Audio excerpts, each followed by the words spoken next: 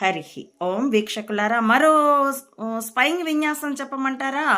దేశ విభజన నాడు పాకిస్తాన్ నుండి ఇటువైపు భారత్కి వచ్చిన బోలెడు మంది సెలబ్రిటీలు అయిపోయారు. రాజ్ కపూర్, దేవానంద్, మనోజ్ కుమార్, సంజయ్ దత్, ఇలా చాలామంది.